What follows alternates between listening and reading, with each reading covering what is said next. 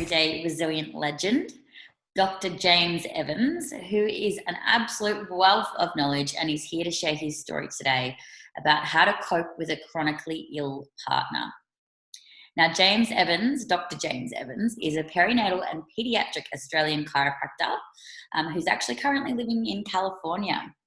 And he lives with his wife and his two kids of a 4-year-old girl and a 2-year-old son. Yep. But they also, his wife, Dr. Jenna Evans, they run a TLC Birth and Beyond clinic back in Australia, back in Melbourne, and it's a multidisciplinary practice for alternative healthcare practitioners, which is brilliant. It's a brilliant practice. Now, Dr. James graduated from Life Chiropractic College West in California with a doctorate of chiropractic. And he also has a degree in behavioural science and outdoor education, which is where we know each other from, James. We used to work together in the outdoors. And Dr. James actually graduated in California. How long ago, James, was it? 6 years. Wow, 6 years ago. And then is now practicing in California and also has that practice back in Melbourne as well.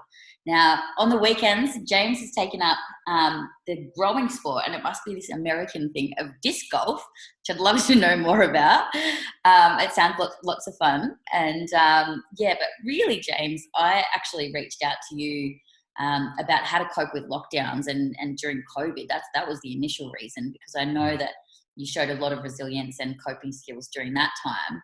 But when I reached out to you, you mentioned actually that was a breeze in the park compared to the challenging situations that's been going on in your life at the moment. So we'd love to hear about, your experience of dealing with a chronically ill partner and how that's helped shape the person you are today. Okay.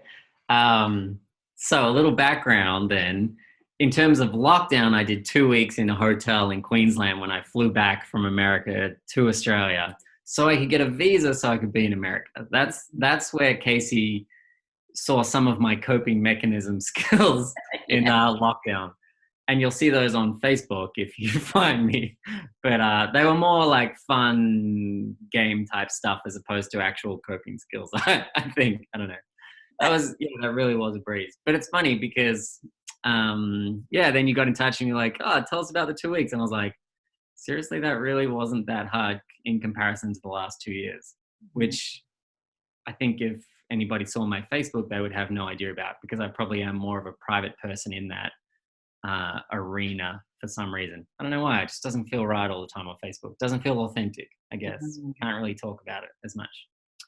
And so the reality of the last 2 years was my wife and I, who met in chiropractic college, we graduated, we fell in love with working with pregnant mums and babies, and then we ended up having 2 kids. And while we were in college, though, my wife had some eczema on her skin, and so didn't really love it. Went to the dermatologist, and the dermatologist said, you should probably put some hydrocortisone cream on it, 1%, just use it no more than, for a couple of weeks, and then stop using it, And that's pretty much the advice. That's a steroid base, isn't it? Just so that people... Yeah, so steroids, yep.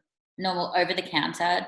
Yep, you can get them over the counter here, just topical steroids. I think they're over the counter as well in Australia, I'm not too sure. But the reality of that was that, it would help for a little bit, and then it would come back and they would say, use the topical steroids again, but not for too long. And they would just keep saying, use the topical steroids again. And then when that stopped working, they would say, oh, well, maybe we'll increase it to a heavier dose of the topical steroids. So we do that, and then it got to the point where, like, look, it looks like you'll need to go on the oral steroids to really tackle this. Now, none of these things were really working for it, because the way the steroids work is that it thins the skin. And once the skin is thinned out so much, then the skin can't survive without the topical steroids to keep the eczema down. And so not really acknowledged by many dermatologists or doctors around the world is the red skin syndrome, which is topical steroid overload, pretty much. And so it's also called topical steroid withdrawal. And so TSW for short. Find it on Instagram, I think, is where we found it, and Facebook, actually, because it was like all of these other people with this condition had formed a topical steroid withdrawal Facebook group, an Instagram group. And so this is where we found out about the fact that my wife could no longer take topical steroids because it wasn't helping the problem in any way whatsoever. So you're saying that you found out about the red skin syndrome through social media. That was Yeah, and you know when they say like having a diagnosis brings off so much weight, when people are sick and they're ill and they don't know what it's from, you know, mm, you go to all of these doctors, but these doctors truly don't have an idea with something that they weren't taught about, because unless there's research on it, they're not really willing to accept it as a possibility, especially if they're one and holy grail of a skin medication that all dermatologists recommend for any skin condition could potentially be the cause of that as well. so That's a, you the know, that's very hard for a lot of thing people to that they accept. were prescribing ended up being the very thing that caused this red skin syndrome. Yeah, exactly. You know, there's an underlying eczema issue. So there's underlying triggers that, you know, for these people creates the eczema in the first place. But now the skin has degraded so much that they have to do a 2-year period without topical steroids. Okay. And that 2-year period is referred to as the topical steroid withdrawal. And so after our second son was born, we were already 6 months into that 2-year period and everything was going pretty well. We decided that it would be great that during pregnancy and breastfeeding not to be on topical steroids, not being great for our young child to be around that as well, knowing what we knew about topical steroids at that point. And so I think it was about 2 months after Emmett, our youngest son, our only son, was born. And, you know, every year we go camping. I was like, all right, well, I'll take our daughter Ella away. And so we went away, and about 3 days into the holiday, you know, I got a call from my wife crying. And so she was struggling. She was really struggling and she didn't have any help. Her mental health was going downhill. She's originally from California. We were living in Australia and she didn't really feel like she had the support network. Anyway, her skin had busted out in a whole bunch of blisters across her whole face, across her lips, her arms. Her hands are still the worst, but her whole hands were red and puffy. And so she ended up getting a staph infection pretty much across her whole body. Antibiotics, which, you know, we were always trying to stay away from, helped out in that situation. And then we went to a new dermatologist at the time and she pretty much just said, I'll get you better in 5 days. You know, when you get referred to a specialist and it's like $275 for 45 minutes and you expect them to do a history, a consult, and exam. We walk in the door and she says, oh, wow, that's one of the worst I've ever seen. Don't worry, I'll get you better I'll get you better in 5 days. You'll be feeling so much better. And so she turns to a computer and starts writing out the script. And I said, I'm sorry, you haven't even taken a history. You haven't even done an exam here. You don't even know what we've been through. And my wife's just there crying and I'm losing it. I'm furious. I'm like, you're a specialist in this field. Like, how do you accept that? As a chiropractor, if we were to ever not do a history or a consult, we could lose our license for that kind of thing. You know what I mean? Like, the standards for chiropractors are through the roof. And so it just blew my mind. I was like, okay, let's just pause here. And so she agreed to help us out and try some different things other than topical steroids once we explained everything that was going on. Anyway, I'll try and like bring this story a little bit further along. 2 young kids in Australia. We just moved into a house.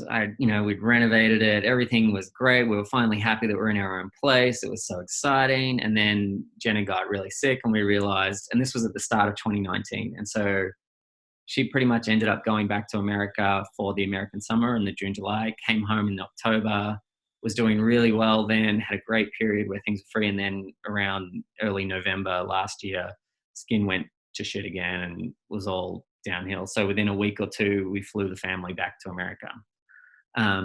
At which point I just started teaching seminars, teaching other chiropractors how to adjust pregnant women. I had all these seminars that I was teaching and running that I ended up having to postpone, cancel, put on the line. You know, when you're dealing with a wife who's sick, nothing else, you know, really matters as much when you're just trying to support her. And so since November last year, which is, 10 months now, we've been in America. Because I didn't have a visa and I'm not an American citizen, I've been going back and forth since July of this year.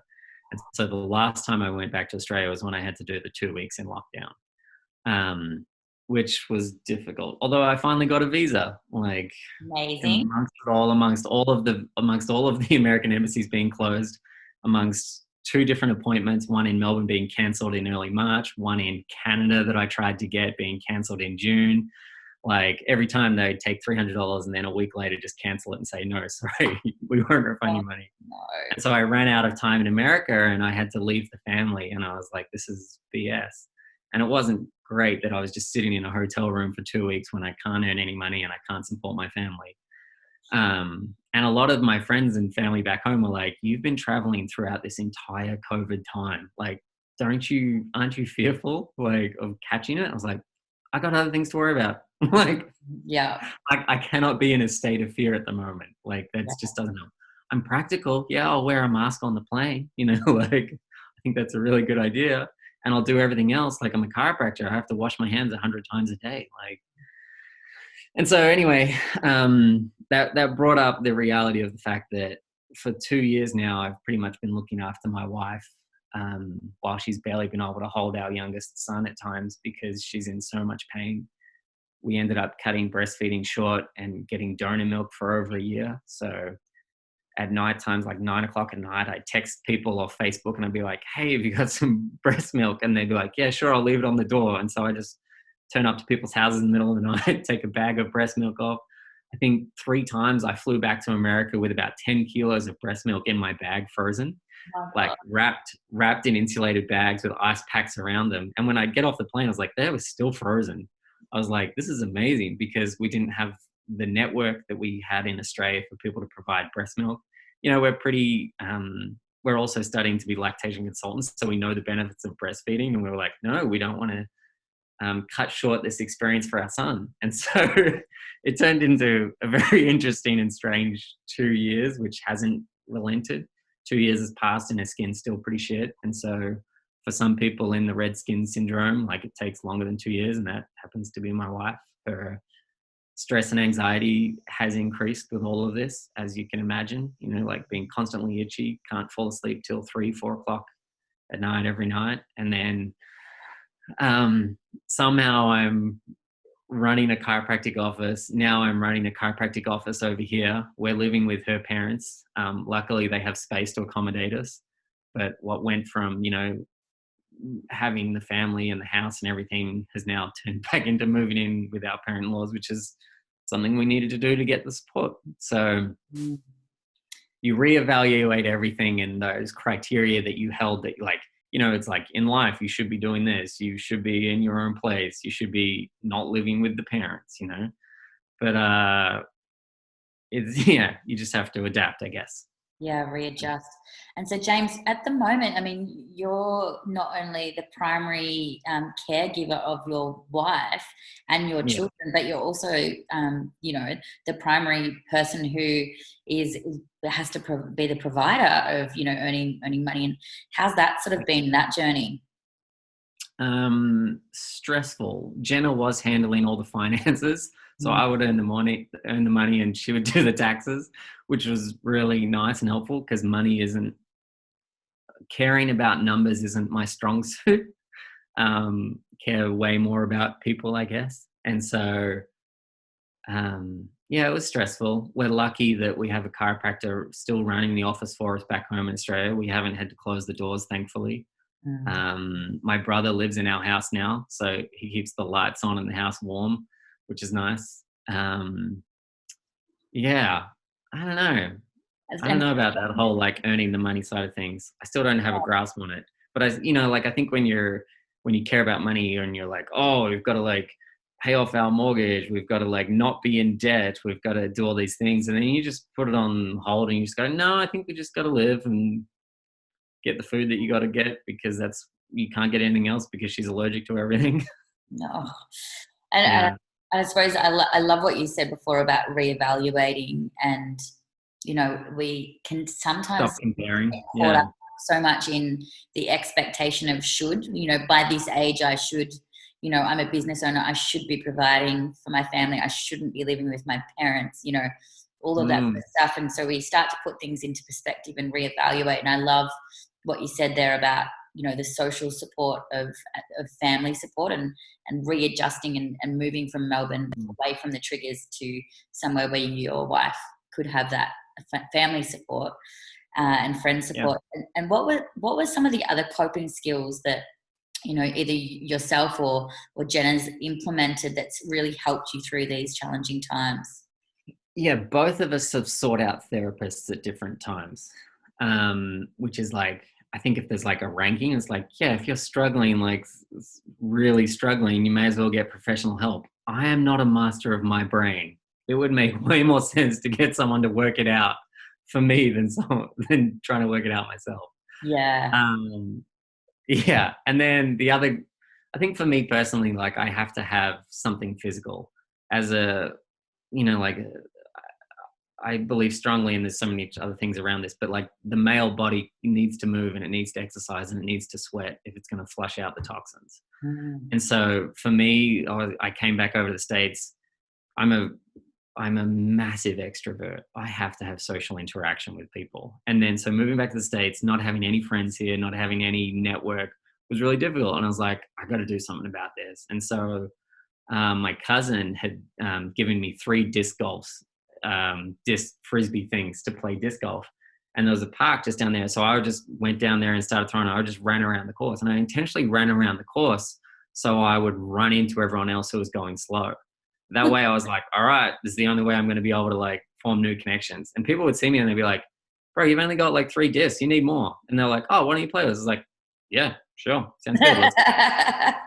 Like, and some of these people, they're probably not the first people that I would have hung out with, like, I think this dude's got 4 teeth. You know what I mean? Like, I'm like the initial, but like they're friendly, they're accepting, they don't give a shit. You know what I mean? And it's all about the frisbee. You know what I mean? And so like, really, they're not my closest friends who we can really go into the deeper things with, but it's social interaction and it's exercise. And so that was the big one for me, exercise. I rely on my friendship network, I think, in a way that if everyone had a social network similar to what I feel I am grateful enough to have, we wouldn't need that many therapists in the world. And I think the reality is, if you have a great social support network, a lot of your anxieties, a lot of your fears, and if you can be open and honest and authentic with those people that you hold closest, then you don't need that therapy as much. If you've got serious shit going on, you've got serious stuff going on, you need better help. I get that. And there have been times when I go, my brain is running away right now. And it is not something that I have a great control of. So I was like, that's when I would want someone who knows a little bit more. Yeah. I mean, luckily I've got amazing friends. So yeah. Yeah. Amazing. So in terms of, being that supportive partner, was there anything that you implemented as a partner role, not only to help yourself, but to help Jenna? Yeah. I was like, honey, like I cannot help you with all of those thoughts. You need to talk to someone else, and I'm happy to help find someone. Right. The other thing was we needed more help with the kids. I was like, once again, I don't care about going negative and backwards in our home loan mortgage. I would, she couldn't be alone with the kids for over a year and a half. It was too much for her, because if she had a flare up of her skin and she couldn't pick up the kids, that's really difficult. And so we had private nannies coming in anytime I went to work, which was crazy and expensive. That made a huge difference. What was that? Did that make a huge difference? Yeah, massive. Because her anxiety about being left alone with the kids was taken care of. It wasn't always private nannies. We had a lot of family coming in as well, which was really nice. Yeah, okay. But yeah, I mean, you as a parent, you worry that stress is going to affect the kids as well, and they're going to pick up on that, and that's going to shape them. And the coping mechanism, which I think is a little bit more maybe faith and spiritual based, not religion faith, but more like, I have the belief that our children chose us and they chose this experience with us. And therefore what we experience was meant to be, and that it is happening for a reason. And that even if it is high stress in the household, that it's okay that these souls chose us, like we love them dearly. We do anything for them, but there is a purpose to them being with us. And that's okay to remember that and not get worried that you're doing something bad for your kids. And that resounding belief system has always helped me through when I feel like I'm being a shit dad, because I'm like, I need to go play frisbee, and you know what? They're going to watch Bluey for a couple of hours because I love Bluey, and that's fine. but I was like, but this is something I got to do for me right now. And Yeah. I don't know. No, I love that. And you know, one of the things that I talk about with my clients a lot is the need to fill our own cups so that, you know, we've got the Yeah. energy and the capacity to then be better friends, better parents, you know, better partners, because we've got the energy, because we're full. When we're depleted, you know, we're not showing up as our best versions anyway. So, you know, Yeah. there's that balance between And self. that has definitely been a source of contention for us. Mm, Like, where I'm like, honey, I need to go exercise. Like, it used to be I'd play basketball every Wednesday night. And our Emmett was still young and he wouldn't go to sleep. And I would leave. I would like creep out the door. I wouldn't even start the car in the driveway. I'd put it in neutral and roll it out the driveway so that it wouldn't wake him, because I wouldn't want it to wake him. I'd get 5 minutes down the road and Jenna would be calling me like, you got to come back. I'm like, honey, this is my one thing. Like, this is my basketball. Like this is my only outlet in this world. And she's like, yeah, but I can't do this. You need to fucking come back. It's basketball. I'm like, okay, I'm coming back. When she asks, I come back. You know what I mean? Like, yeah, yeah. There's but it that took us a fine line while to get to between, that point. Yeah. you know, that feeling of being selfish versus self-care. And, you know, it's Yeah. really sometimes that putting up those I suppose boundaries around, actually I really need this, and I need this to be able to show up as the best version of myself. Yeah. Yeah, I love that you just shared that. And so, James, if somebody is going through a similar sort of situation where Mhm. they have a partner that's unwell, or maybe a close family member that's unwell, what advice would you give them? Send out an email to all your family, right? Saying, we love and appreciate all your support in these ways. This is how we could really appreciate your support. What makes it more difficult is when you recommend a cream or a new therapist or someone that's great at dealing with this. And while like you know they love you so much and they just want the best for you, like it gets really overwhelming if family members and friends are bombarding you with solutions. You know what I mean? It's like, actually, if we had the support from our network, we can focus on the solutions. That And are when the solutions come, yeah, what's that? the solutions that are right for you in your, you know. Yeah, exactly. I mean, the reality is, like, I love all the suggestions that my family and friends have brought out, and I look into the majority of them because, of course, I want to. But Mm, it gets to the point where it's like, oh, you're not listening to the needs that are requested, you yeah, know. I love And so that. I think it's, you know, like sending out that email to family and friends and like communicating with them with what's going on is really good, and not necessarily even expecting it. Like, don't expect them to help. Like, Mm. that drives people away. Yeah, yeah, yeah, absolutely. Just be like, here's the opportunity if anyone wants to. Like, is a really good thing. For people who are also going through it, it's like if they're supporting a loved one or a sick one, I think them seeing someone is really important, because if it's your partner, it's a very different dynamic and relationship from being a lover, someone you used to have physical, intimate contact with, to now someone that it's sort of like, you know, you may not even share the same bed with them anymore because of the pain or the sickness or the illness or the fact that they don't sleep at night and you need to sleep because you need to work the next day. And Mm. so like realize that like it gets weird in the head, you know what I mean? And like whatever thoughts you think you're having, somebody else has had them too, you know, like, and that's really important, I think, because, you know, you question the relationship, you question whether or not it's going to work out. Do we even love each other still? All of those kind of things, which aren't necessarily have a shred of evidence behind them, because the reality of it is, it's like, no, this is like, you have extraneous variables coming in. You have all of this crazy stuff being put on top of this relationship. Um, you know, when we're talking about resilience, a really good friend of mine, Mark Dobson, who is a great thought, I think he can take any concept and make it simple for people to understand. And most of the time when we're focusing on something in society that we're trying to change, it's like, oh, we need to stop the one punch king hits. You know what I mean? Like, we need to stop bullying. We need to stop all these things. It's like, yeah, you're always focusing on the negative. And the reality is, like, if you're going to have a coping strategy, you need to focus on the way out, which is the positive. And Mhm. the one thing that allows you to be resilient, I think, is to have love for something. When you have a great amount of love for something, you're like, oh, that drives you forward. That enables you to keep moving when it's a love. as opposed to I'm just trying to be strong so I don't go downhill. You know what I mean? Like, you have to be drawn towards something. And frisbee golf is really working for me. No, That's your newfound love. like, yeah, it's family, you know, and it's the love for my children and my wife, and that love for the future, that love for the idea of the future. So focusing on events in the future. You know, we were going to meet up with some friends up in San Francisco, and it was like, oh, what are the plans for the rest of the year? No plans.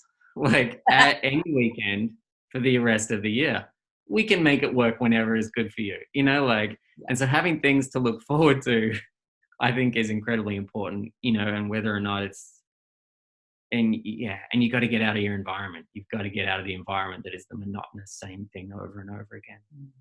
I love what you just said there, James, about planning for things in the future to get excited about, because one of the elements of resilience, and we can sort of unpack that a little bit more, but resilience is really the ability to do three things, and it's plan for, respond to, and recover from the challenge or adversity. So, you know, planning for things in advance is a really great way to show resilience so that you can get excited about things as well moving forward, and planning for prevention too. So we're not in this reactive state like we are with our healthcare system and, you know, things like that in Western culture, where we're really reactive towards a lot of things. So, you know, with moving forward is not only, you know, responding to but recovering from is becoming better or stronger than you were in the first place. And that's really the ability to show resilience. And I love these coping strategies that you've used, because they are supporting you to become stronger than you were on your baseline or before the challenge. Yeah. I mean, and it's just drawing on everything I've always done in any situation, is always focus on the future. But I am more of a future orientated person. I will correct you on one thing, right? Which is when you say the healthcare system, like, really it is a sick care system. It's not really about health. You don't ever go there asking, what can I do to be healthier? You go there to stop being sick. Totally. Which is why it's reactive. You know what I mean? Like, exactly. And it's, you know, it's a disease-based model, right? That's the way that, unfortunately, our healthcare system is structured, is we wait until we get sick and then we respond. And so, you know, that's why Mental Health Hacker is so passionate about developing proactive tools and developing skills around developing this toolkit so that we can, when stuff does happen, because it will throughout our lifetimes, you know, we all have three things in common. It's not just death and taxes, it's death, taxes, and problems. You know, everyone has problems, like, you know, and so if we have this toolkit of coping skills and strategies, we're more likely to be able to cope when things does hit the fan, you know?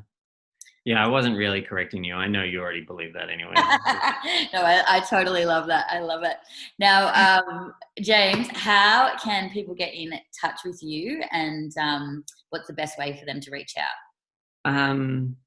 If people are looking for something, they're more than welcome to look out. And if they think I can help, that's fine.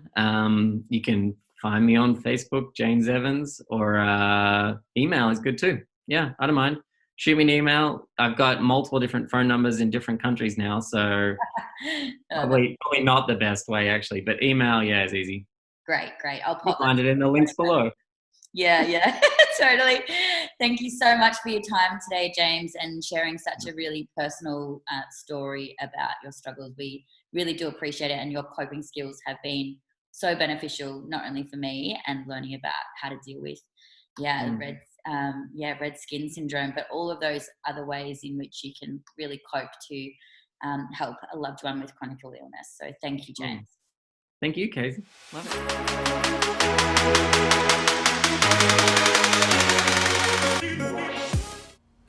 What a wealth of knowledge and absolutely everyday resilient legend Dr. James Evans is. Now, just remember, when I'm talking about coping skills in this next section, I might say things like chunk it, map it, block it, flip it. And when I'm referring to it, I'm referring to the problem or the problem that you might be having. I can not stress this enough. I am so excited about this because these coping skills are essential. They're transferable across the board, and you can really use them in any context and situation, with any person or in any environment. So they're just such amazing skills to be able to learn and build upon your coping skills toolbox so that you can pull them out anytime you need to, no matter what your situation is. Now, here are the top 5 hacks of learning how to cope with a chronically ill partner or loved one. Now, number 1 is map it. That's right, map it. You're going to have to reprioritize and reevaluate what's important to you at the time and what is, the most important things. So map out a new plan.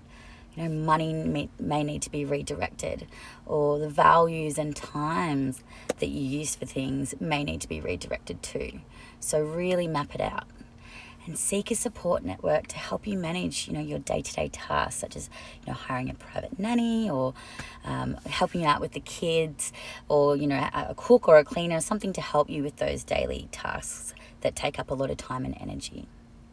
Now, number 2 is move it. Move your body. Doing something physical regularly helps you to not only really flush out the toxins and move your body to help release stuck emotions. It also helps you to keep your vibration high and do something you love whilst also moving your body. You know what? You want to kill 2 birds with 1 stone at that same time. So really fill up your cup, to be the best version of yourself so that you can really be able to be in a space where you have the energy to really care for your loved one. Now, number 3 is thank it. Thank your support network, your friends and your family. You could start by sending out a group email to your friends and family and communicate with them about what's going on. Or you could even set up a Facebook group or a WhatsApp group to help keep everyone up to date and up to speed with what's happening currently. And that way you're not having to send out a bucket load of communication. You're just sending out one communication line then. So, you could start by saying things like, we love and appreciate all of your support, and you can really help in these ways. And, nut out the ways that you would really like to receive the support, and set up boundaries and needs and expectations that you might have in that communication as well. Now, number 4 is plan it. Now, plan it. Get really excited about events in the future and plan for it. Have something to look forward to. We know that resilience is all about planning for, responding to, and recovering from our challenges and adversity. So if we take a really proactive approach and plan for it, that can really benefit too. So try and change up your environment so that you're not in the same place every day. And, get out of the house if you are actually able to, and get into nature and change it up so you can get excited about that. Now, whenever I've had a challenge and I've needed to plan for it, I like to use the method called fear setting. And it's an amazing new method. It's a fear setting method. And if you'd like this step-by-step formula, you can actually download the free playbook. It's called the Fear Setting Playbook, that's on my website at mentalhealthhacker.com/free stuff. And you can go there and download your free copy straight away. Now, last but not least, the 5th top hack is talk it. And this is really around finding a therapist that you connect with so that you can talk it out. So it can be a counsellor or a psychologist or anyone in that support network. But also really creating social networks that you can have fun with and rely on too. Remembering that love will enable you to help you move forward. So really focusing on the love that you have for yourself, your loved ones and your children if you have them too, and really looking at that big picture while you're going through that difficult time. And just, try and reach out and talk to the people that you hold closest to you. Now, if you love this episode of Everyday Resilient Legends and you've gotten lots out of it, please share it with your loved ones, and let's get this information out there. It's so important, this information, and it's free too. So share it with your friends and family.